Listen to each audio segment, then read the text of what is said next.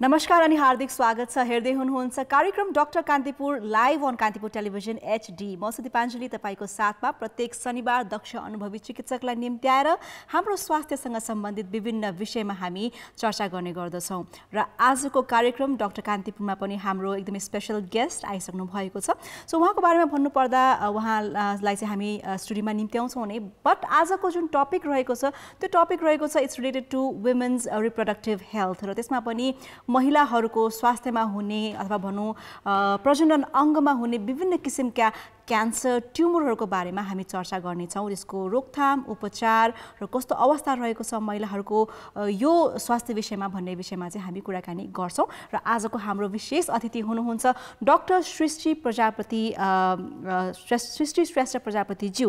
So उहाँले हालसालै successfully एकजना 32 वर्षीय पेसेन्टको चाहिँ नि 35 केजीको ट्युमरको सफल शल्यक्रिया पनि गर्नुभएको थियो भक्तपुर क्यान्सर हस्पिटलमा। सो उहाँ पनि भक्तपुर क्यान्सर हस्पिटलसँग आबद्ध हुनुहुन्छ र पक्कै पनि नेपालको स्वास्थ्य क्षेत्रको लागि एउटा निकै नै ठुलो र गर्वको पनि एउटा उपचार पद्धति रहेको छ। सो आज हामी यो विषयमा पनि चर्चा गर्छौँ डाक्टर सृष्टिसँग। सबैभन्दा पहिला उहाँलाई निम्त्याउनुभन्दा अगाडि एकपटक डाक्टर सृष्टिको यो प्रोफाइल भिडियो हामी हेर्छौँ र त्यसपछि म उहाँलाई स्टुडियोमा निम्त्याउँछु। Let's have a look at her profile video. Doctor Srishti Shrestha Prajapati, उहाँले सन् 2000 मा रसियाबाट MBBS को अध्ययन पूरा गर्नुभएको हो।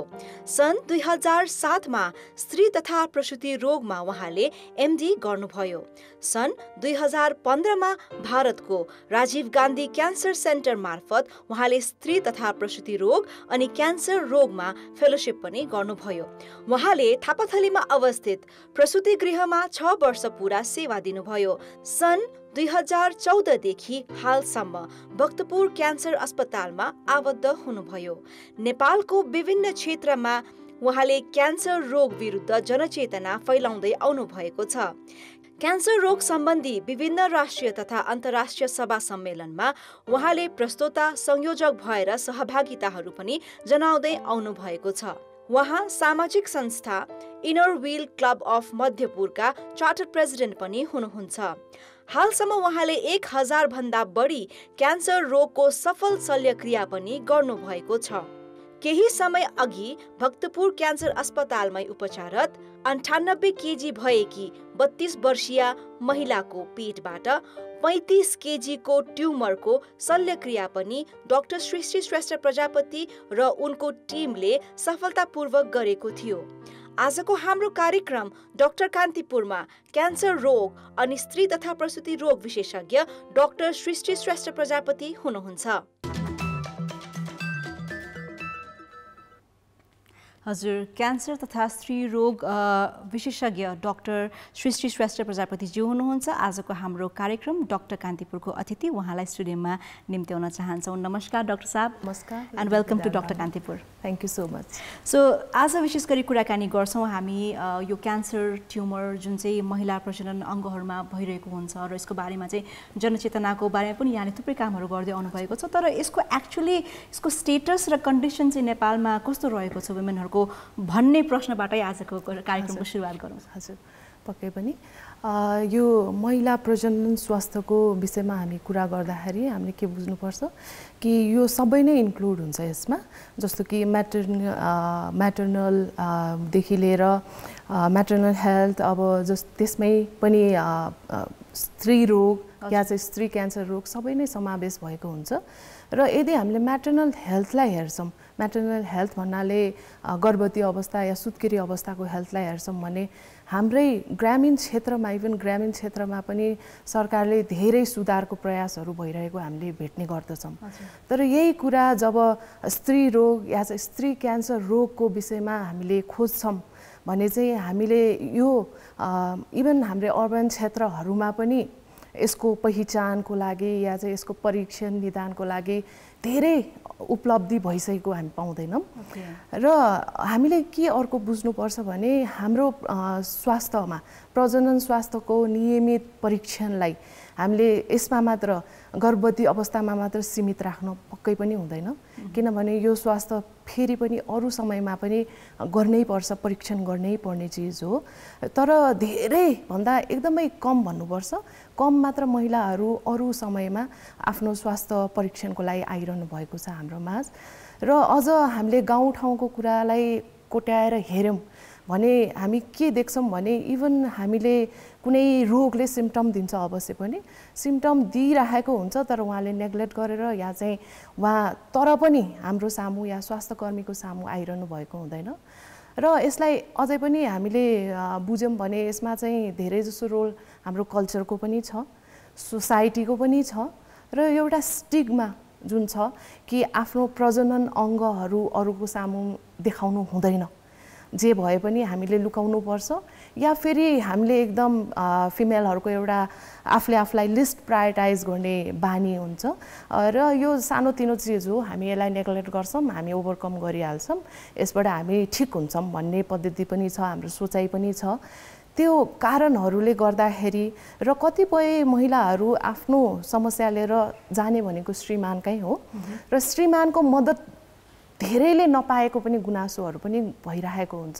सबैजना त्यस्तो पक्कै पनि हुनुहुन्न, धेरै एजुकेटेड हुनुहुन्छ, राम्रो सहयोग गर्ने श्रीमानहरूको कमी पक्कै पनि छैन, तर गाउँठाउँमा चाहिँ यस्तो प्रक्रियाले गर्दाखेरि हामी सामुन्ने आउनु हुँदाखेरि पाठेघरको या चाहिँ कुनै पनि स्त्री क्यान्सर रोग लिएर चाहिँ धेरै जसो महिला एकदम लास्ट स्टेजमा, थर्ड फोर्थ स्टेजमा नै हामी सामु आइरहनु भएको छ।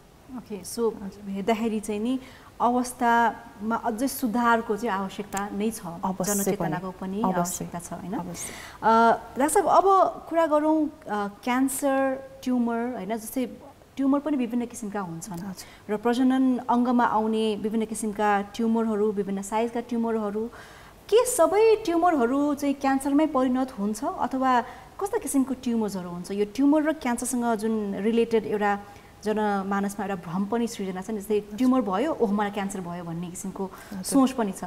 सो यसको बारेमा अलिकति यो कुरालाई चाहिँ स्पष्ट पारिदिनुहोस् न। हजुर, यो एकदमै इम्पोर्टेन्ट चिज पनि हो, किनभने ट्युमर के हो हामीले पहिला बुझ्नु पर्यो। कुनै पनि कोशिकाहरूको चाहिँ एकदम अनकन्ट्रोल वृद्धि भएको छ र त्यो वृद्धि भएर शरीरको कुनै पनि भागमा डल्ला डिल्ले गाँठो गिठो आएको छ भने त्यसलाई चाहिँ हामी ट्युमर भन्दछौँ। तर यो ट्युमर पनि दुई किसिमको हुन्छ बेसिकली, एउटा चाहिँ क्यान्सरस म्यालिग्नेन्ट भन्छौँ जसलाई, र अर्को चाहिँ बिनाइन। बिनाइन भन्नाले चाहिँ नन क्यान्सरस भनौँ। यो ट्युमर ग्रोथ हुन्छ, तर यसको ग्रोथ हुने क्रम अलि लामो समय लिन्छ, यसले बिस्तारै ग्रो भइरहेको हुन्छ। र यसको विशेषता के छ, यसले एउटा अङ्गमा ग्रो भयो भने त्यही अङ्गलाई मात्र समावेश गरेको हुन्छ, अरू अङ्गमा जाँदैन। र कतिपय यस्तो ट्युमरहरूको त उपचारै पनि नचाहिने पनि हुनसक्छ। जस्तै इक्जाम्पलको लागि हामीले लियौँ भने लाइपोमा भन्छौँ हामीले, यो भनेको चाहिँ अब शरीरको कुनै भागहरूमा डल्लो डल्लो आयो, छालामुनि भनेर धेरैजनाहरूको समस्याले आउनुभएको हुन्छ। तर यो मासु यो बोसोको डल्लो मात्र भएको हुनाले यसलाई फर्दर ट्रिटमेन्टै नचाहिने पनि हुनसक्छ।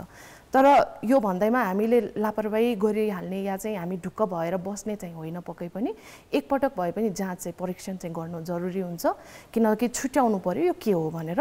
र अर्को चाहिँ अब यस्तै बिनाइन ट्युमरहरूलाई लियौँ भने हाम्रै पाठेघरकै ट्युमरहरू पनि छ, जुन चाहिँ फाइब्रोइड युट्रेस भनेर भनिरहेको हुन्छ। त्यो ट्युमर लिएर पनि धेरै मान्छेहरू बसिरहेको हुन्छ, अनलेस एन्ड अनटिल यसले एकदम साइन सिम्पटम्सहरू दिएन या चाहिँ एकदम ठुलो भएको छैन भने यसलाई पनि धेरै वर्षदेखि राखिराखेकै हुन्छ। र यो आफै महिनावारी सुकेपछि आफै कम हुँदै सुक्दै जान पनि सक्छ। त्यही भएर यसलाई चाहिँ बिनाइन ट्युमर भन्छ, जुनको चाहिँ उपचार कहिलेकाहीँ यो बिनाइन ट्युमरमा ठुलै भयो, हामीले उपचारै गर्नु पर्यो र उपचारको विधिमा हाम्रो सर्जरी यानि कि अपरेसन गर्नु पर्यो भने पनि यति गरेपछि यो सिद्धो ट्रिटमेन्ट अझै फर्दर जानु परेन, यो बिनाइन खालको हो। र अर्को क्यान्सरस ट्युमर भनेको चाहिँ यानि म्यालिग्नेन्ट ट्युमर भनेको चाहिँ कस्तो हुन्छ भने यसको ग्रो पनि एकदम ऱ्यापिड, चाँडै दौडेको जस्तो चाँडै नै ग्रो गर्छ। र यसको अर्को मुख्य भन्नुपर्दाखेरि एउटा अङ्गमा छ भने यो सजिलै अरू अङ्गमा पनि जान सक्छ, इन्भेड गर्न सक्छ। एउटा त लोकली जसरी छरछिमेकीलाई बोलाएको जस्तै आफू सँगसँगै भएको अर्ग्यानहरूलाई यसले समेट्न थाल्छ। अर्को चाहिँ रगतको माध्यमबाट या चाहिँ हाम्रो शरीरमा भएको ग्रन्थीको माध्यमबाट डिस्टेन्स अर्ग्यानमा भन्नाले टाढा टाढाको अर्ग्यानहरूमा, लङ्समा, जहाँ पनि जान सक्छ। र यसको चाहिँ पहिचान समयमा भएन र उपचार भएन भने यसले हाम्रो ज्यानै पनि लिएर जान सक्छ। यो चाहिँ क्यान्सरस यानि कि म्यालिग्नेन्ट ट्युमर हो। र तपाईको एउटा यसैमा प्रश्न थियो कि यो परिणत हुन्छ कि हुँदैन हरेक ट्युमर। यसमा भन्नुपर्दाखेरि क्यान्सरस ट्युमरलाई त परिणतै हुनु पर्यो नि, इट्स क्यान्सरस, हामीले ट्रिटमेन्ट गर्नु पर्यो टाइमली। भनेपछि अब बिनाइन ट्युमरहरूको कुरा हो। र जहिले अहिले मैले इक्जाम्पल दिएअनुसार जस्तो कि बिनाइन ट्युमरहरू कुनै पनि छ हाम्रो शरीरमै पनि देखिरहेछौँ, हामीले देख्ने गरिकन छ भने पनि हामीले त्यसलाई हेर्नु त पर्यो, नेग्लेक्ट गर्नु भएन कि त्यसमा साइजमा चेन्जेसहरू आएको त छैन या चाहिँ कलर चेन्जेसहरू भएको त छैन। यो टाइम छ भने यो पोइन्टमा चाहिँ हामी जानु पर्यो जचाउन। र अर्को जस्तो फाइब्रोइड युट्रेसकै कुरा गरेँ मैले, यसैमा पनि हुनसक्छ ठुलो हुँदै आयो या चाहिँ यसले सिम्पटमहरू दिन थाल्यो भने जानु पर्यो। किनभने कुनै पोइन्टमा कुनै बेला क्यान्सरसमा चेन्ज हुँदैन कुनै पनि बिनाइन ट्युमर भनेर चाहिँ भन्न सकिँदैन, तर एकदम लेस चान्स हो, लेस देन 1% भन्छौँ हामीले। Okay, so that makes us clear कि हरेक किसिमको ट्युमर चाहिँ क्यान्सरमा परिणत हुँदैन, तर केही गरी चाहिँ क्यान्सरस ट्युमर छ भने चाहिँ उपचार चाँडैभन्दा चाँडै र स्क्रिनिङ टेस्टिङहरू पनि चाँडैभन्दा चाँडै गरिहाल्नु परेन। जस्तै पाठेघरको मुखको क्यान्सर छ होइन डाक्टर साहब, यो भए नभएको कसरी थाहा पाउने? किनभने धेरै जस्तो रोगहरूको साइन्स एन्ड सिम्पटम्स पहिल्यै हाम्रो बडीले हामीलाई दिइरहेको हुन्छ। अनइजिनेस या भनौँ अरू कुनै तरिकाबाट चाहिँ हामी अस्वस्थ छौँ भन्ने कुरा त अलिकति हिन्ट त पाइरहेका हुन्छौँ, तर पाठेघरको मुखको क्यान्सर हामीलाई भएको छ छैन भन्ने कुरा चाहिँ महिला दिदीबहिनीहरूले कसरी थाहा पाउने? हजुर, सबभन्दा पहिला त हाम्रो परिवेशमा हामीले ल्याक गरेको कुरा भनेको सबभन्दा ठुलो कुरा अवेरनेस। हामीलाई थाहा छैन के हो आखिर क्यान्सर के हो र क्यान्सरको सिम्पटमहरू के हो, र हामी क्यान्सर भएपछि मात्र या चाहिँ सिम्पटम भएपछि मात्र स्वास्थ्यकर्मीकोमा जाने या चाहिँ अस्पतालको ढोका खोल्ने हो कि या त्योभन्दा अगाडि नै हामी जान सक्छौँ, यो कुरा विशेष गरी हामीले थाहा पाउनुपर्छ। र यो अर्बन एरियामा त अझ पनि केही अवेरनेस क्लासेसहरू एकदम व्यापक रूपमा गइरहेको भएर धेरैलाई थाहा भइसक्यो अहिले, तर अझै पनि हाम्रो गाउँठाउँमा चाहिँ अझै पनि अवेरनेस प्रोग्रामहरूको कमी त्यत्तिकै छ।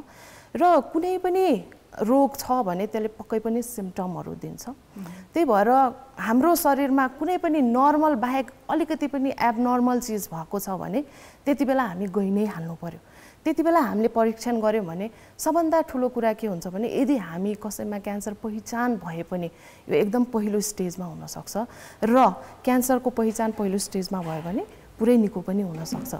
र अब विशेष गरी पाठेघरको मुखको क्यान्सरलाई यदि भयो भएन भनेर थाहा पाउनको लागि यदि हामीले सोध्छौँ भने साइन एन्ड सिम्पटम्स म फेरि पनि आउँला, तर त्यो बाहेक पनि कुरा गर्दाखेरि चाहिँ हामीले कुनै पनि साइन सिम्पटम्स छ भने हामी तुरुन्तै अस्पतालमा गयौँ भने त्यति बेला मैले भनिहालेँ क्यान्सर भनेको एक किसिमले ट्युमर जस्तो देखिन्छ, मासु पलाएको भनौँ नर्मल भाषामा, त्यो नर्मल गाइने चेकअपमा नै हामीले देख्न सक्छौँ। र त्यो मासु पलाएको यदि देख्यो भने ठाउँको ठाउँ त्यही बेला हामीले थोरै मासु परीक्षणको लागि निकाल्न सक्छौँ, जसलाई हामी बायोप्सी पनि भन्छौँ। र बायोप्सी गरेपछि यो के हो भनेर हामीले प्रमाण गर्न सक्छौँ यो क्यान्सरस हो या होइन, यसरी हामीले पत्ता लगाउन सक्छौँ। अब भयो भएन भनेर त हामीले यसरी पत्ता लगाउने भयो, तर त्योभन्दा अगाडि चाहिँ के कारणले के सिम्पटमहरू हुन्छ भनेर चाहिँ हामीले बुझ्नुपर्ने हुन्छ। हजुर, पक्कै पनि। So will move on to signs and symptoms अहिले होइन।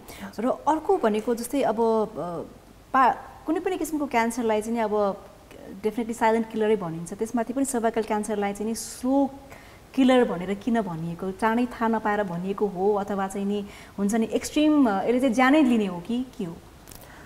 हजुर, सबभन्दा पहिला त म यो मानसिकता जुन छ क्यान्सर भन्ने बित्तिकै मृत्यु हो भन्ने मानसिकता जुन हाम्रो बसेको छ त्यसैलाई नै गलत हो भन्न चाहन्छु।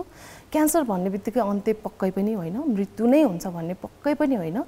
कुनै पनि क्यान्सर छ भने र समयमा यसको पहिचान भएको छ र समयमा यसको पहिचान मात्र होइन उपचार पनि भएको छ भने हामी पूर्ण रूपमा निको हुन्छौँ। र क्यान्सर भन्दैमा यो किलर हो भन्ने चाहिँ भन्न मिलिँदैन। अब यस्तो धेरै उदाहरणहरू हामीहरू सामु छ, हाम्रो सेलिब्रिटीहरू हुनुहुन्न कि हाम्रो समाजमा जो कोही पनि हामीसँग हुनुहुन्छ जसको चाहिँ पहिचान क्यान्सरको पहिलो स्टेजमै भएर पूर्ण रूपमा निको हुनु भएर आफ्नो नर्मल लाइफमा आफ्नो कार्यशैलीमा पनि फर्किसक्नु भएको छ भने अब पक्कै पनि कुनै कारणवश क्यान्सरको पहिचानमै ढिलाइ भएको छ या चाहिँ हामी ढिला नै पुगेको छौँ चाहे त्यो कुनै पनि कारणले होस् त्यस्तो बेलामा चाहिँ पक्कै पनि हामीले क्यान्सरलाई पुरै रूपमा निको गर्न सक्छौँ भनेर दाबी गर्न चाहिँ गाह्रै हो त्यति बेलामा हामीले धेरै नभए पनि यसको उपचारै नहुने चाहिँ होइन धेरै उपचारहरू अझ पनि बाँकी हुन्छ हामीसँग तर पुरै रूपमा जुन फर्स्ट स्टेजको क्यान्सर जसलाई जस्तो निको पार्न सक्ने अवस्था नहोला तर उपचारको पद्धति अरू पनि छ र धेरै एकदमै लास्टै अब स्टेजमै पुग्नु भएको छ कोही बाई ब्याड लक भने चाहिँ पनि उहाँहरूलाई हामीले प्यालेटिभ केयर भन्छौँ जुन चाहिँ सपोर्टिभ प्यालेटिभ केयर त्यसको माध्यमबाट पनि धेरै सजिलो गर्न पनि सक्छौँ ओके सो एउटा जनमानसमा चाहिँ नि क्यान्सर भन्ने बित्तिकै यो चाहिँ अब प्राणघातकै हो भन्ने मानसिकता सबैमा छ बिकज नाम सुन्ने बित्तिकै हामी डराउँछौँ होइन त्यसैमाथि पनि महिला प्रजनन अङ्गहरूमा हुने क्यान्सर भनिसकेपछि यहाँले भन्नुभयो जस्तो चाँडैभन्दा चाँडै हामी डक्टर कहाँ जान चाहँदैनौँ या हामी डिले गर्छौँ होइन आफै नेग्लेक्ट गरेर पनि यो कुराहरू धेरै आइरहेको हुन्छ डाक्टर साहब सो विशेष गरी वुमेनहरूको जुन प्रजनन अङ्गमा हुने क्यान्सर जस्तो चाहिँ सर्भाइकल क्यान्सर भयो होइन पाठेघरमै ट्युमरहरू क्यान्सरहरू भएको छ भने चाहिँ कस्तो किसिमको साइन्स एन्ड सिम्टम्सहरू चाहिँ हामीलाई आउँछ यसको अलिकति हामीलाई चाहिँ हिन्ट दिनुहोस् न जस्तै पाठेघरको मुखको क्यान्सर भयो अथवा भनौँ फर्स्ट स्टेजमा छ या भर्खर सुरु भएको छ भने चाहिँ हाम्रो बडीले कस्तो किसिमको साइन्सहरू दिन्छ हामीलाई हजुर क्यान्सरले मात्र नभएर कुनै पनि रोगले साइन एन्ड सिम्टम्स त पक्कै पनि दिन्छ र कुनै पनि organ related sign and symptoms आउँछ यो पनि हामीले थाहा पाउनु पर्यो जस्तो कसैलाई लङ क्यान्सर छ भने उहाँको सर्भाइकल यानि कि पाठेघरको मुखको क्यान्सरको रिलेटेड साइन एन्ड सिम्टम्स लिएर पक्कै आउनुहुन्न त्यही भएर organ related sign and symptoms हुन्छ हामीले कति बेला थाहा पाउँछौँ भन्ने कुराहरू चाहिँ भिन्न कुरा हो एकदम इनिसियल फेजमा छ भने कहिलेकाहीँ हामीले थाहा नपाउन सक्छौँ तर एकदमै भन्नुपर्दाखेरि पाठेघरको मुखमा भएको क्यान्सरले चाहिँ साइन एन्ड सिम्टम्स अर्ली फेजैदेखि नै सुरु गर्न थाल्छ देखाउन थाल्छ र यो हामीलाई एकदमै मेन इम्पोर्टेन्ट र मुख्य साइन एन्ड सिम्टम्स भनेको ब्लिडिङ भन्नाले योनिबाट रगत बग्नु अब यो नर्मल कि एबनर्मल छुट्याउने काम हाम्रो पनि दायित्व हो किनभने नर्मलमा ब्लिड हुने भनेको चाहिँ महिनावारी हुने बेलामा हो तर महिनावारी हुने बेलामा बाहेक पनि इन्टरमेन्स्ट्रुअल ब्लिडिङ भन्छौँ हामीले एउटा महिनावारीबाट अर्को महिनावारीको जुन टाइम छ हजुर बिचको टाइममा पनि निरन्तर रगत बगिरह्यो या चाहिँ एक दिन रोक्या जस्तो भयो फेरि पनि बगिरह्यो लामो समयसम्म बगिरह्यो चोक्टा आयो या कुनै पनि यस्तो साइन छ भने चाहिँ हामीले सोच्नुपर्छ किनभने यो पाठेघरको मुखको क्यान्सर या पाठेघरकै क्यान्सरको एउटा लक्षण हुनसक्छ र यसलाई नेग्लेक्ट गर्नु भएन तर हामीले यो पनि ध्यानमा राख्नुपर्छ कि हामीले यो हुँदैमा सधैँ क्यान्सरकै साइन हो भनेर आत्तिनु चाहिँ भएन अब जस्तो चाइल्ड बेयरिङ एज जसलाई चाहिँ बच्चा जन्माउन सक्ने उमेरहरूको फिमेलहरू हुनुहुन्छ उहाँहरूले कुनै पनि कन्ट्रासेप्टिभ मेथडहरू अप्नाइरहनु भएको छ भने यसले गरेर पनि प्रोलङ ब्लिडिङ हुने चान्स हुन्छ या चाहिँ इन्टरमेन्स्ट्रुअल थोरै गइरहने ब्लिडिङहरू हुने जस्तो कपटी नै लाउनु भयो भने पनि 6 महिनासम्म रगत गइरह्यो भनेर पनि आउनुहुन्छ यो तर एक्सक्लुड हुनु पर्यो यो साइन एन्ड सिम्टम्स चाहिँ क्यान्सरको होइन भनेर त्यस्तै गरी अर्को साइन एन्ड सिम्टम्सको ब्लिडिङमै हामी जान्छौँ भने पोस्ट कोइटल ब्लिडिङ भन्छौँ हामीले चाहिँ पोस्ट कोइटल भन्दा चाहिँ अब यौन सम्पर्कपछि रगत बग्नु यो पनि एउटा मुख्य साइन एन्ड सिम्टम्स हुनसक्छ त्यही भएर यसमा पनि नेग्लेक्ट पटक्कै गर्नु हुँदैन र यो साइन सिम्टम्स हुन त क्यान्सरमै हुन्छ भनेर फेरि पनि म भन्दिनँ अब जस्तो नर्मलमा हाम्रो जस्तो बिनाइन ट्युमर मैले अघि भने त्यस्तै मासु मात्र पलाएर पाठेघरको मुखमा या चाहिँ सिम्पल कुनै इन्फेक्सन मात्र भएको छ र यौन क्रियाकलापले त्यसलाई ट्रिगर गर्यो त्यसले पनि रगत बग्न पनि सक्छ तर फेरि पनि यसलाई एक्सक्लुड गर्न जरुरी छ हजुर टेस्ट त गर्नै पर्यो र अर्को चाहिँ ब्लिडिङकै कुरा गर्दाखेरि पोस्ट मेनोपाउजल ब्लिडिङ भन्छौँ यो तीनटा मेन इम्पोर्टेन्ट हुन्छ पोस्ट मेनोपाउजल भन्नाले चाहिँ महिनावारी रोकिसकेको फिमेलहरूमा अलिकति पनि स्पटिङ मात्र छ थोरै पनि रगत बगेको छ भने यो पनि एउटा प्रमुख लक्षण हुनसक्छ अब महिनावारी हुन्छ पक्कै पनि तर महिनावारी रोकिसकेको स्टेट भनेर हामीले कसरी बुझ्ने त्यो पनि थाहा हुनु पर्यो 20-30 वर्षको फिमेलहरू हुनुहुन्छ कुनै कारणवश 2-3 महिना रगत गएको छैन महिनावारी भएको छैन भने यो स्टेजमा यो क्याटेगोरीमा उहाँहरू पर्नु भएन पक्कै पनि अब एज हुन्छ एउटा 45 वर्षभन्दा माथिको उमेर र 1 वर्षको अन्तरालमा एकपटक पनि महिनावारी भएको छैन भने चाहिँ उहाँहरूलाई यो क्याटेगोरीमा राख्छौँ। हजुर, अरू साइन एन्ड सिम्टम्समा हामीले यदि हेऱ्यौँ भने चाहिँ बेसिकली सेतो पानी या चाहिँ रगत मिसिएको जस्तो पानी गइरहने, गनाउने पानीहरू गइरहने, या चाहिँ यसले धेरै टाइमहरू लियो, अब नेबरिङ अर्ग्यानहरूलाई पनि यसले थिच्यो या समात्यो, जस्तो कि पिसाब गर्ने थैलीलाई या दिशा गर्ने बाटो पछाडि हुन्छ, पिसाब गर्ने थैली पाठेहरूको अगाडि हुन्छ, यिनीहरूलाई पनि च्याप्दै गयो भने कहिलेकाहीँ पिसाबै नआउने या चाहिँ पिसाब रोकिन नसकिने, या चाहिँ अब दिशाको बाटोबाट छोयो भने दिशा गर्न गाह्रो हुने, या चाहिँ कहिलेकाहीँ योनिबाट दिशा पिसाबै पनि आउने, यस्तो समस्याहरू पनि हुनसक्छ। तर अलिकति लेट स्टेज हुँदै गयो भने, अझ बढी पनि भयो भने वेट लस हुँदै जाने, एपिटाइट एकदम कम हुँदै जाने, खाना रुचि कम हुने, पेट फुल्दै जाने, यस्तो सिम्टमहरू पनि पक्कै पनि आउन सक्छ। पक्कै पनि। सो इनिसियल फेजको कुनै पनि सिम्टम्सलाई चाहिँ हामीले डेफिनेटली नेग्लेक्ट गर्नु भएन। एउटा सिम्पल टेस्ट अथवा प्रोसिजरको लागि चाहिँ हामीले आफ्नो कदम उठाउनै पर्ने अवस्था हुन्छ डाक्टर हैन। सो विशेष गरी अब त्यही हो, precaution is always better than cure, हामीले भनि नै रहेका हुन्छौँ स्वास्थ्य नै सबैभन्दा ठुलो धन हो भनेर, र यसमा चाहिँ हामीले नेग्लेक्ट पक्कै पनि गर्नु हुँदैन। र अर्को जस्तै महिलाहरू आफ्नो स्वास्थ्यप्रति चाहिँ नि अवेयर त्यति नभएको, अघि पनि हामीले डिस्कस गऱ्यौँ यो विषयमा हैन, कसरी सचेत हुन आवश्यक छ जस्तो लाग्छ यहाँलाई चाहिँ? बिकज यहाँको जुन एक्सपिरियन्स छ हैन, विभिन्न ठाउँहरूमा यहाँले गएर अवेरनेस क्याम्पेनहरू गर्नुहुन्छ, यति धेरै सफल शल्यक्रियाहरू पनि गर्नुभएको छ, कस्तो अवस्था देख्नु भएको छ र के कुरामा ल्याक छन् त महिला दिदीबहिनीहरू आफ्नो हेल्थप्रति चाहिँ नि सचेत हुनको लागि? हजुर, यसमा आफ्नो हेल्थमा सचेत हुन त मैले भनिहालेँ, महिला मात्र होइन पुरुष पनि त्यतिकै संलग्न हुनु नै पर्छ, सचेत हामी सबै नै हुनुपर्छ अवश्य पनि। तर यदि पाठेघरको मुखको क्यान्सरको मात्र यदि कुरा गऱ्यौँ भने चाहिँ हामीले यो एउटा मात्र यस्तो क्यान्सर हो जुन हुनुभन्दा 10-15 वर्ष अगाडि नै थाहा पाउन सक्छौँ। र यो स्क्रिनिङ टुल्स छ हामीसँग यस्तो राम्रो स्क्रिनिङ टुल्स छ, तर हामी अवेर छैनौँ। हामी अवेर जनचेतना नभएको कारणले गर्दा हामी स्क्रिनिङ टुल्ससम्म आइ नपुगेको हो।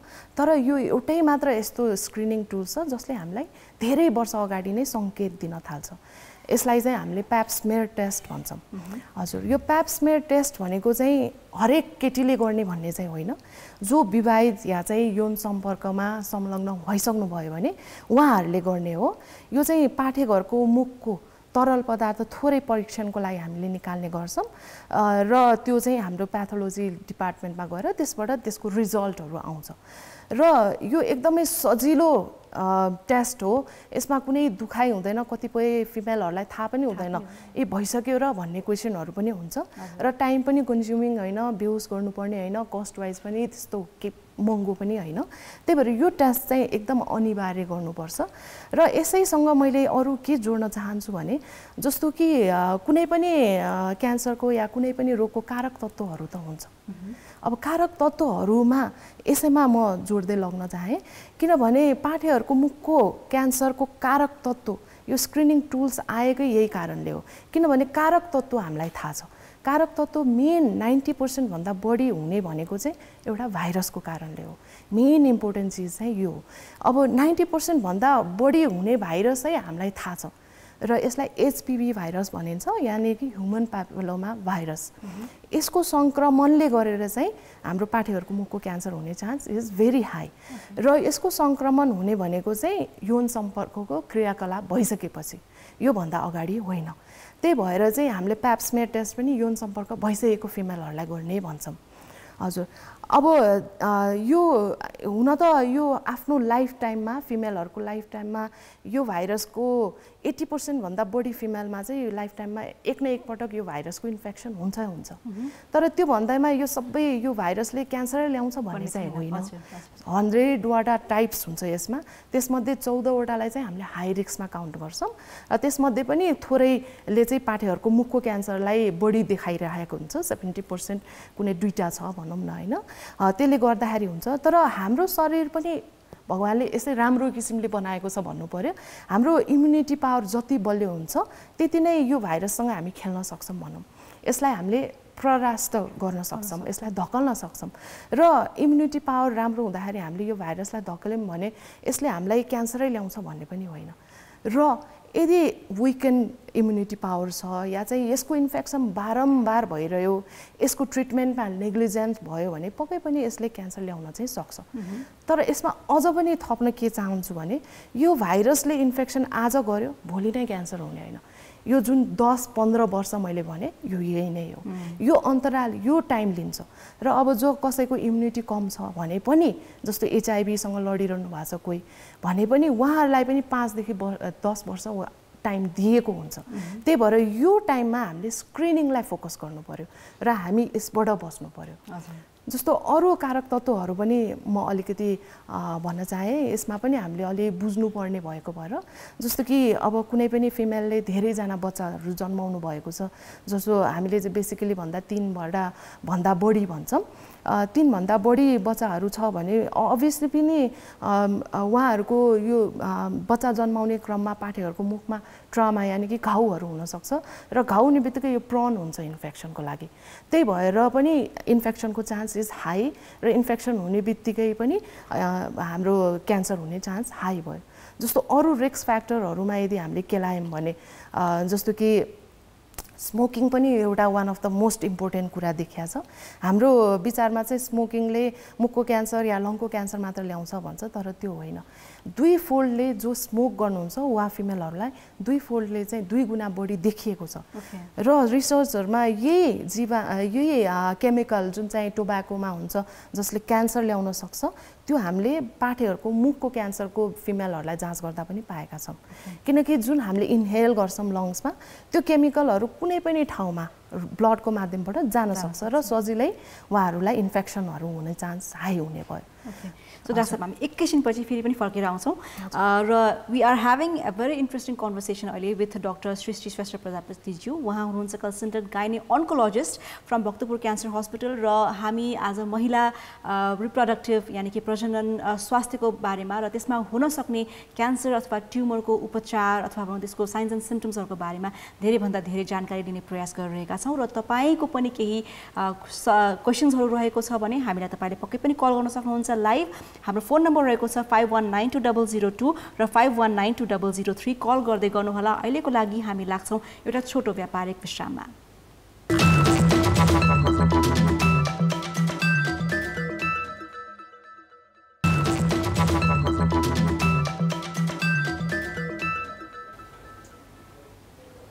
Welcome back. हेर्दै हुनुहुन्छ कार्यक्रम doctor Kantipur on Kantipur television HD। म छु दिपाञ्जली तपाईँको साथमा र हामी छौँ in conversation with doctor Srishti Shrestha प्रजापतिज्यू। आजको हाम्रो कार्यक्रममा उहाँ हुनुहुन्छ consultant gynae oncologist from Bhaktapur cancer hospital र विभिन्न किसिमका महिलाहरूका प्रजनन अङ्गमा हुन सक्ने क्यान्सर्सहरू र ट्युमरहरूको बारेमा आज हामी कार्यक्रममा चर्चा पनि गर्दैछौँ र आई थिङ्क कोही टेलिफोन लाइनमा आइ पनि सक्नु भएको छ, कोही कलर।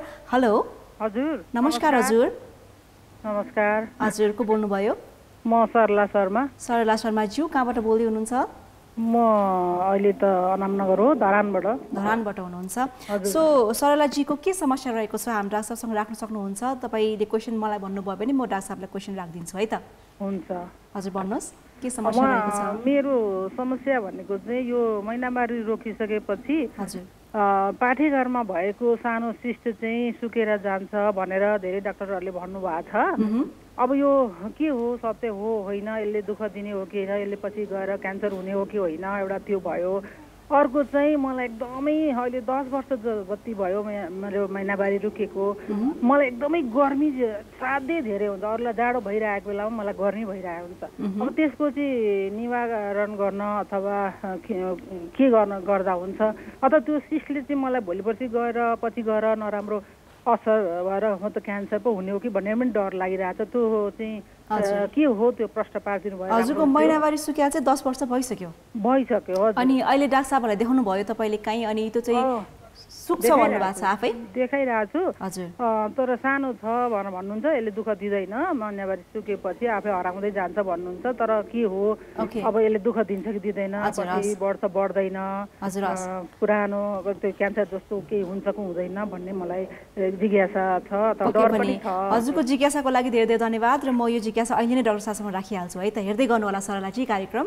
हजुर थ्याङ्क यू कार्यक्रम हेर्दै गर्नु होला डाक्टर साहबले आन्सर दिनुहुन्छ है त thank you so much so सरलाजी हुनुहुन्छ हाम्रो अनामनगरबाट उहाँको महिनावारी सुकेको लगभग 10 वर्ष भइसक्यो अनि उहाँको चाहिँ नि पाठेघरमा सानो एउटा सिस्ट देखिएको छ भनेर भन्नुभएको रहेछ तर त्यो चाहिँ महिनावारी सुकेपछि बिस्तारै आफै कम हुन्छ त्यसले दुःख दिँदैन भनेर भन्नुभएको रहेछ डाक्टर साहबले र उहाँलाई चाहिँ अब त्यो ले पछि दुःख देला कि भन्ने एउटा कन्सर्न भयो उहाँको होइन अहिले के होला अवस्था पछि के त्यसले चाहिँ दुःख दिन्छ कि मलाई के अप्ठ्यारो हुन्छ कि भन्ने अनि अर्को चाहिँ उहाँको अब जस्तै महिनाभरि सुकेको अलमोस्ट 10 वर्ष भइसक्यो र अहिले चाहिँ उहाँलाई एकदमै गर्मी हुन्छ अरे कि अरूलाई जाडो भइरहेको बेलामा पनि आफूलाई चाहिँ एकदमै अत्याधिक गर्मी भइरहेको फिल हुन्छ सो यो चाहिँ किन होला भन्ने पनि उहाँको प्रश्न रहेको छ हजुर धन्यवाद सरलाजी म यसमा सर्वप्रथम त मैले उहाँको एज जान्न पाएको भए अझ पनि बेटर हुन्थ्यो किनभने महिनावारी कहिलेकाहीँ टाइमभन्दा अगाडि नै पनि प्रिमेच्योर पनि सुक्न सक्छ अब यो कुन चाहिँ हो भनेर पनि बुझ्नु पर्यो र अर्को चाहिँ पाठेघरैमा हो कि या चाहिँ पाठेघरमा हाम्रो के छ भने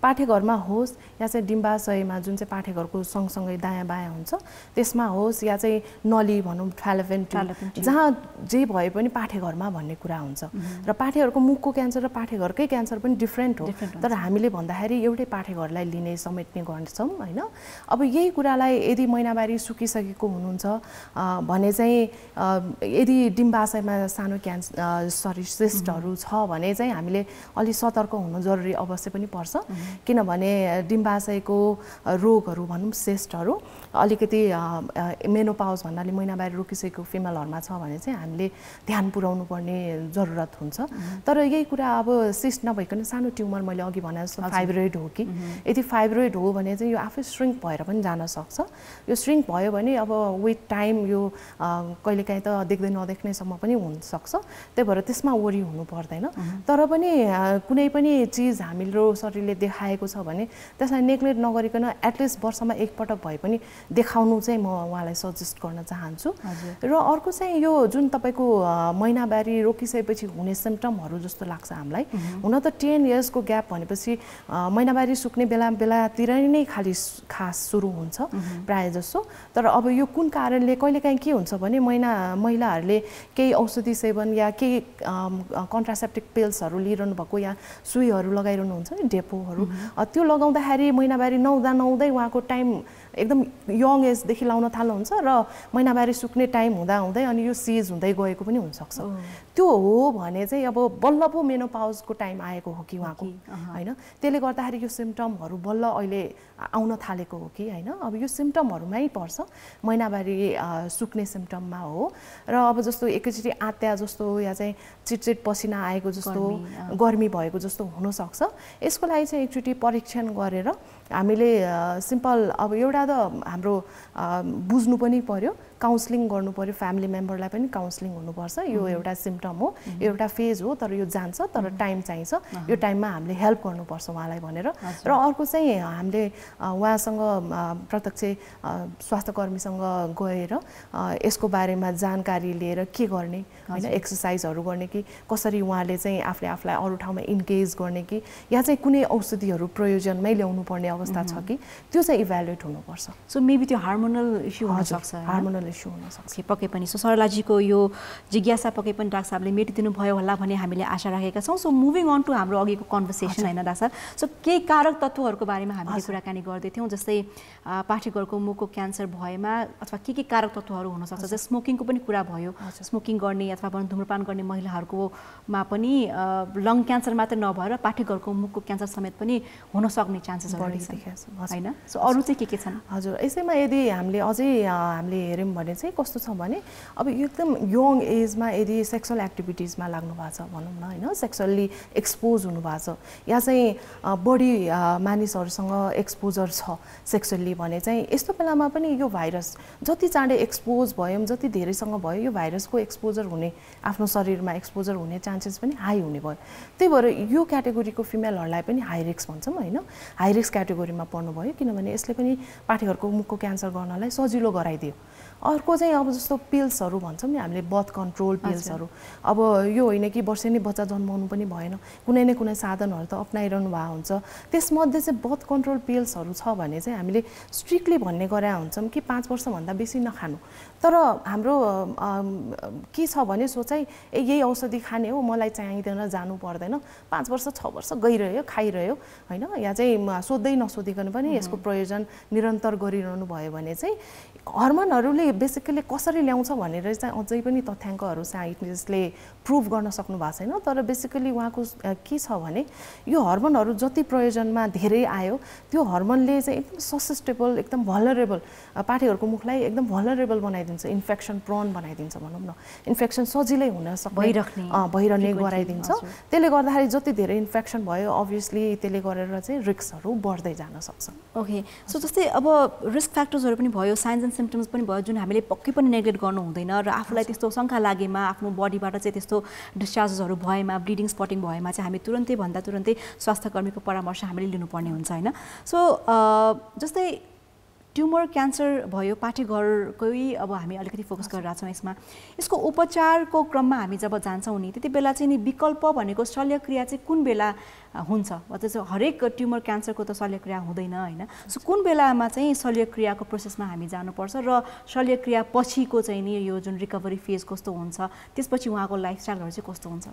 हजुर हुन त अपरेसन भन्ने वर्डले नै धेरैलाई अलिकति तर्साइराखेको हामीले पाउँछौँ हजुर तर कुनै पनि क्यान्सरमा यदि शल्यक्रिया गर्न पाउँछौँ भने चाहिँ त्यो हामीले राम्रो नै भन्छौँ किनभने बेसिकली अर्ली स्टेजमा मात्र हामीले अपरेसन गर्न पाइरहेका हुन्छौँ अनलेस एन्ड अन्टिल कुनै कारणवश पछिल्लो स्टेजमा पनि कुनै अपरेसन हुन्छ तर त्यो क्युरेटिभ इन्टेन्ट नहुने हुन जानेले अर्ली स्टेजमा हामीले क्यान्सरको उपचारमा चाहिँ शल्यक्रिया हुन्छ र यही यदि विषयलाई हामीले पाठेघरको मुखको क्यान्सरलाई हामीले यदि लिन्छौँ भने जति अर्ली स्टेजमा आउनुभयो त्यति अपरेसन गर्न मिल्छ तर त्यो भन्दामा यदि उहाँ अर्ली स्टेजमा आउनु भएको छैन भने उहाँको शल्यक्रिया भएन भन्दैमा अब उपचारै नहुने चाहिँ होइन यो पाठेघरको मुखको क्यान्सरमा शल्यक्रिया बाहेक पनि जुनलाई हामीले रेडियोथेरापी भन्छौँ रेडियोथेरापीको पनि त्यत्तिकै रोल छ अनि र राम्रो रिजल्ट पनि छ हामीले रेडियोथेरापी गरेको बिरामीहरू या चाहिँ शल्यक्रिया पछिको बिरामीहरू 10-15 वर्षदेखि उहाँहरू निरन्तर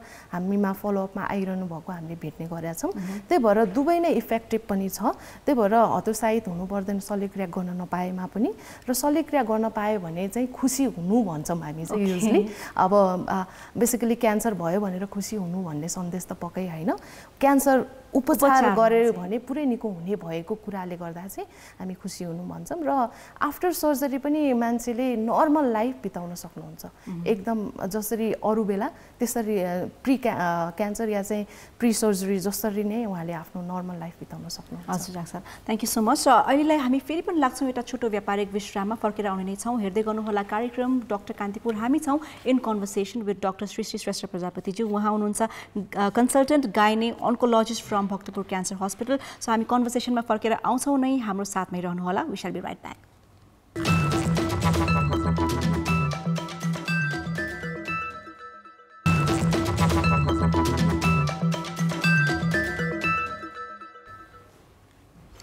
वेलकम ब्याक हेर्दै हुनुहुन्छ कार्यक्रम डाक्टर कान्तिपुर र म सुदीपाञ्जली तपाईँको साथमा र आज छौँ हामी in conversation with doctor Srishti Shrestha प्रजापतिज्यू consultant gynae oncologist from Bhaktapur cancer hospital र महिलाहरूको प्रजनन अङ्गमा हुने विभिन्न किसिमका क्यान्सर ट्युमरको बारेमा हामी केही जानकारी उहाँसँग लिइरहेका छौँ सो डाक्टर साहब अघिको कुरालाई अलिकति हामी निरन्तरता दिन चाहन्छौँ जस्तै मेन थिङ अघि अहिले भन्नुभएको स्क्रिनिङ प्रपर चाहिँ हामीले स्क्रिनिङ गर्नु पर्यो टेस्टहरू गर्नु पर्यो तर त्यो टेस्टहरू कुन टेस्ट गर्ने कुन समय कति समय अन्तरालमा चाहिँ हामीले गर्नुपर्छ महिला दिदीबहिनीहरूले विशेष गरी भन्ने कुरामा हामीलाई अझ पनि थाहा छैन अझ पनि ज्ञान छैन होइन हामी नर्मली टेस्टको लागि किन जान्छौँ कतिखेर जान्छौँ भन्दाखेरि बिरामी भइसकेपछि जान्छौँ या ज्वरो आइसकेपछि जान्छौँ या ब्लिडिङ स्पटिङ भइसकेपछि हामी जान्छौँ तर हामी नर्मलै छौँ भने पनि कति बेला चाहिँ हामीले आफ्नो रेगुलर चेकअपहरू स्क्रिनिङहरू चाहिँ र स्पेसली प्रजनन अङ्गहरूको चाहिँ कसरी स्क्रिनिङ र कुन स्क्रिनिङहरू चाहिँ गर्न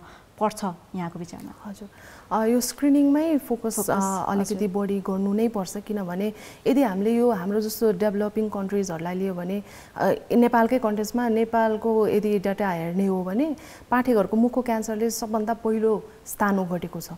जबकि यही कुरा यदि विदेशी मुलुकमा हैन विकसित देशहरुमा हेर्यौं भने एकदमै कम छ। यो हुनुको कारण एउटा अवेयरनेस र टाइममा जाने जुन प्रविधि छ स्क्रिनिङको लागि त्यो हो। स्क्रिनिङमा हामी बिरामी नभइकन पनि जानुपर्छ भन्ने कुरालाई फोकस गर्नु पर्यो र अर्को चाहिँ स्क्रिनिङ टुल सँगसँगै एउटा भ्याक्सिनेसन। जस्तो कि मैले तपाईलाई भने कारक तत्त्वमा 90% भन्दा बढी यो एचपीभी भाइरसको रोल छ भनेर। त्यही भएको कारणले गर्दाखेरि के छ भने यसको अगेन्स्ट भ्याक्सिनेसन पनि छ। जस्तो कोभिडको अगेन्स्ट हामीले भ्याक्सिनेसन लाइरहेछौँ भने जस्तै हो र यसको अगेन्स्ट भ्याक्सिनेसन छ भनेपछि उहाँहरू यदि हेर्ने हो भने 41 भन्दा बढी देशहरूमा चाहिँ यो भ्याक्सिनेसन इम्युनाइजेसन तालिकामा नै इन्क्लुड गरिसकेका छौँ। त्यसले गर्दाखेरि र स्क्रिनिङले गर्दाखेरि यो ड्रास्टिकली चेन्ज भएको हो डेभलपिङ कन्ट्रिज र डेभलप्ड कन्ट्रिजमा। र हामीले चाहिँ यसलाई को टेस्टको रूपमा मान्छौँ। हामी कहाँ पनि हामीसँग उपलब्ध छ यो भ्याक्सिन यो टेस्ट एचपीभी डीएनए टेस्ट भन्छौँ हामीले। यदि हामीले प्याप्समेयर अघि भनेको प्याप्समेयर र सँगसँगै यो पनि गऱ्यौँ भने बाहिर भए यसलाई 5 वर्षमा एकचोटि मात्र गरे पुग्छ भन्छौँ। र यदि हाम्रो कन्टेस्टमा हो भने चाहिँ प्याप्समेयरलाई चाहिँ हामीले वर्षै नै गर्ने गरेछौँ र एचपीभी यसलाई को टेस्टलाई पनि सँगै जोडेको छौँ भने चाहिँ दुवै रिपोर्ट नर्मल छ भने 3 वर्षमा एकपटक गर्नु भन्छौँ। किनभने हाम्रोमा क्वालिटी कन्ट्रोल को म्याटर पनि गर्ने भयो र त्यो सँगसँगै फिमेलहरू अवेर त्यति अझै पनि छैन। उहाँहरूसँग रिपोर्ट्सहरू हुँदैन या चाहिँ हामीसँग एकदम सुरक्षित गरेर रिपोर्टहरू राख्ने चलन नभएको कारणले गर्दाखेरि पनि हामीले 3 इयर्सली एकचोटि गर्न चाहिँ हामीले अनिवार्य मान्छौँ यसलाई। हजुर। सो अब अर्को कुरा यहाँ र यहाँको टिम लगायत हैन सबैजनाले चाहिँ रिसेन्टली अब एउटा सक्सेसफुल शल्यक्रिया पनि सम्पन्न गर्नुभयो भक्तपुर क्यान्सर हस्पिटलमा। 32 वर्षीय एकजना महिलाको हैन सफल शल्यक्रिया 35 केजीको ट्युमर निकालियो डाक्टर साहब हैन। सबैभन्दा पहिला त्यसको लागि त तपाईलाई कङ्ग्रेचुलेसन्स नै छ। But how was this possible हैन? 35 केजीको ट्युमर कसैको शरीरबाट निकाल्नलाई 35 केजी ट्युमर हुन्जेलसम्म चाहिँ अलिकति यो केसको बारेमा भनिदिनुहोस् न। हजुर। यो हुन त हामीहरूकै लागि पनि एउटा च्यालेन्जिङ विषय जस्तो लागेको थियो। एक्ज्याक्टली। किनभने उहाँको एन्टर हुने बित्तिकै हामीसँगै टिममा जो पनि हुनुहुन्छ हैन मसँग डाक्टर उषा हुनुहुन्छ अर्को अनि अर्को बहिनीहरू पनि हुनुहुन्छ। हामी सबै नै पनि एकदम आश्चर्यचकित जस्तो गरेर उहाँलाई हेरेका थियौँ। किनभने इभन ग्राभिड युट्रस भनौँ न बच्चा जन्माउने फिमेलहरूको पनि त्यति ठुलो पेट देखाएको छैनौँ जति चाहिँ हामीले उहाँको देख्यौँ। र वी आर सो सरप्राइज कि उहाँले यो यत्रो ठुलो ट्युमर लिएर हिँडी कसरी रहनु भएको छ। अनि उहाँलाई धेरै नै गाह्रो अवस्था चाहिँ पक्कै पनि थियो। सासै फेर्न गाह्रो स्या गर्नुहुने। अब यङ फिमेल हो नि त 32 वर्षको फिमेल। अनि उहाँलाई सुताउन पनि गाह्रो उठाउन पनि गाह्रो बस्न पनि गाह्रो यस्तो अवस्थासम्म उहाँ पुग्नु भएको रहेछ। र हामीलाई यो च्यालेन्जिङ विषय पक्कै पनि भयो। किनभने यस्तो ठुलो एउटा त यत्रो ठुलो ट्युमरै बिरलै भयो र अर्को चाहिँ अब लङ स्ट्यान्डिङ ट्युमर भइसकेको हुँदाखेरि कहिलेकाहीँ यसले अब मैले भनिहालेँ कुनै पनि ट्युमरले अरू अङ्गहरूलाई पनि समावेश गर्न सक्ने भयो। त्यसले गर्दाखेरि हामीलाई यो पनि डर थियो कि यसले कहीँ आन्द्राहरूलाई समावेश गरेछ कि या चाहिँ पिसाबको नली त्यहाँबाट जान्छ त्यसलाई पो जकड्या छ कि या पिसाबको थैलीलाई नै पनि त्यस्तो भयो भने कहिलेकाहीँ पिसाबको नलीलाई काटेर बिचमै पनि जोड्न मिल्ने लेन्थ छ भने जोड्यो, होइन भने या चाहिँ दिशाको बाटो जुन चाहिँ आन्द्राहरू हुन्छ त्यसलाई पनि बिचमा त्यो ट्युमरसँग काटेर फाल्यो अनि एकअर्कामा जोड्यो या चाहिँ यो सम्भव भएन भने दिशा पिसाबको बाटो नै पेटबाट ल्याउनु पर्ने अवस्थाहरू पनि हुन सक्ने भएकोले हामी गाइनी अन्कोलोजी टिम सँगै हाम्रो सर्जन टिमहरू पनि स्ट्यान्ड बाई बस्दिनु भएको थियो हामीसँग। र अर्को चाहिँ च्यालेन्जिङ विषय हामीलाई अपरेसन गर्ने बेलामा इन्ट्रप पनि थियो। त्यस विषयमा चाहिँ हामीलाई एनेस्थेसिया टिमले धेरै नै कोपअप गर्नुभएको हो। हुन त पूर्व तयारीकै साथ हामी गएका पनि थियौँ तर इन्ट्राअपमा सडनली कोल्याप्स हुने यो ट्युमर निकाल्ने बित्तिकै डिकम्प्रेस भएर उहाँको एकैचोटि ब्लड प्रेसर सटडाउन सानो एकदम कम हुने या चाहिँ डिस्याचुरेट हुने समस्याहरू धेरै हुन सक्ने थियो। तर त्यसमा चाहिँ हाम्रो टिमले एकदम यो टिम वर्क हो र अनि एकदम टिमले धेरै नै राम्रो सफलता हासिल गरेको भन्छौँ। किनभने यो हाम्रो एक्लैको होइन कि हाम्रो टिमैको सक्सेस हो भन्छौँ। र लकिली उहाँलाई धेरै राम्रो पनि भयो र अहिले उहाँ एकदम खुसी हुनुहुन्छ। उहाँ फलोअपमा पनि आइरहनु भएको छ डिस्चार्ज हुनु भएर। सो द्याट मिन्स अब अहिले उहाँको लाइफ चाहिँ अब नर्मल फेजमा फर्किँदैछ। हजुर फर्किँदैछ होइन। सो विशेष गरी अब भनौँ न यो नेपालको लागि पनि एउटा अलिकति च्यालेन्जिङ विषय प्लस स्वास्थ्य कर्मीहरूको लागि पनि प्लस सक्सेसफुल पनि यो चाहिँ नि केस रह्यो होइन त। Because 35 cages of tumour is पक्कै पनि नट अ जोक होइन, बिकज हामीले त्यो 20 किलो 25 किलोको चामलको बोरा बोक्दा नै हामीलाई कति हेभी फिल हुन्छ भनिसकेपछि त्यो एउटा बडीभित्र त्यत्रो ट्युमर लिएर बाँच्न केही समयको लागिसम्म पनि उहाँ जति स्टेबल हुनुहुन्थ्यो उहाँलाई कत्तिकै गाह्रो भएको थियो होला। But hats off to all the entire brilliant doctors team होइन, एन्टायर टिम। सो विशेष गरी अब अघि अलिकति कुरा जोड्न चाहन्छु, लास्ट क्वेसन रहेको छ हाम्रो होइन।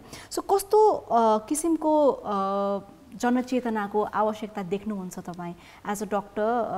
तपाईँको एक्सपिरियन्सले चाहिँ अझ पनि के कुरामा हामीले फोकस गर्नुपर्ने हुन्छ होइन, हाम्रो हेल्थलाई, रिप्रोडक्टिभ हेल्थलाई नेग्लिजेन्स नगर्ने हो भने, हेल्थलाई नेग्लिजेन्स नगर्ने हो भने र चाँडैभन्दा चाँडै प्रिकसन लिने हो भने चाहिँ कस्तो किसिमको कुराहरूमा अझ बढी फोकस गर्नुपर्छ जस्तो लाग्छ यहाँलाई? Final question. हजुर, यसमा त मैले अघि भने जस्तो बेसिकल्ली त मेन ल्याक गरेको ठाउँ नै हाम्रो अवेरनेस हो र अलिकति हाम्रो कल्चर सोसाइटीलाई पनि हामीले अवेर गर्न जरुरी छ। न कि हाम्रो फिमेलहरूलाई मात्र गएर यो भयो भने आउनुहोस्, यहाँ चाहिँ यो हुनुभन्दा अगाडि आउनुहोस्, हामीले यस्तो स्क्रिनिङ गर्न सक्छौँ, यो मात्र होइन।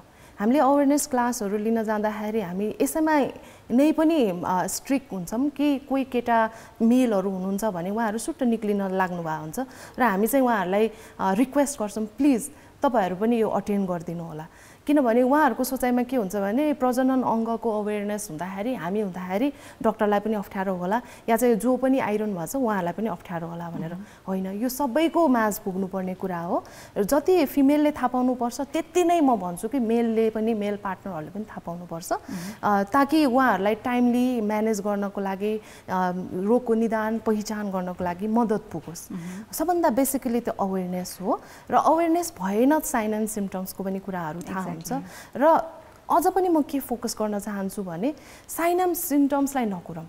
हामी बिरामी हुँदा मात्र हस्पिटलको ढोका नखोलौँ, हाम्रो अस्पतालहरूको ढोका सधैँ नै खुलेको हुन्छ र वर्षमा एकपटक भए पनि, वर्षमा एकपटक एक दिनको केही समय होइन, केही आवर्सहरू आफ्नो लागि निकालेर हेल्दी भएको बेलामा आइदिनु भयो भने यसबाट हामी सजिलै बस्न सक्छौँ। पक्कै पनि हेल्दी भएको अवस्थामा गएर नै चेकअप गरायौँ भने भविष्यमा हुन सक्ने रोगहरूको बारेमा हामी पहिला नै अवेर पनि हुन सक्छौँ होइन।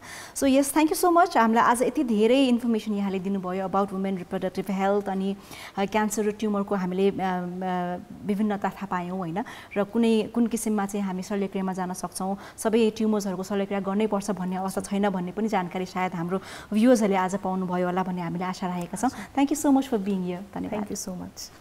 All right, so with this note कार्यक्रम डाक्टर कान्तिपुरको समय आजको लागि अलमोस्ट सकिसकेको छ। अर्को हप्ता अर्को एउटा नयाँ एपिसोडको साथमा हामी आउने नै छौँ।